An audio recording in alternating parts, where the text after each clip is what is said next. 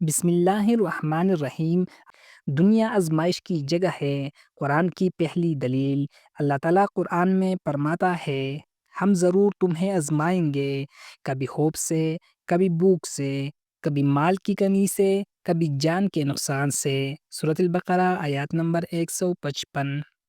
یہ دنیا جنت نہیں، یہ آرام کی ضمانت نہیں، آزمائش کی ضمانت ہے۔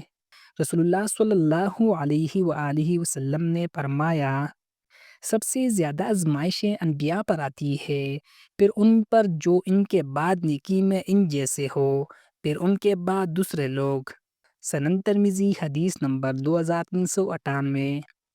ایک اور حدیث میں رسول اللہ صلی اللہ علیہ وآلہ وسلم نے فرمایا، جب اللہ کسی بندے سے محبت کرتا ہے تو اسے آزمائش میں مبتلا کرتا ہے۔ سنن ترمذی حدیث نمبر 2396۔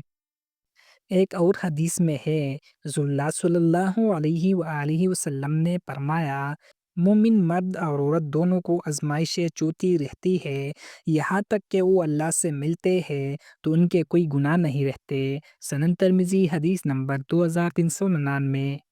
آزمائش میں ہم سب سے بڑی غلطی کیا کرتے ہیں؟ مجھے ہی کیوں؟ اللہ میرے ساتھ ایسا کیوں کر رہا ہے؟ مایوسی، غصہ، شکوہ۔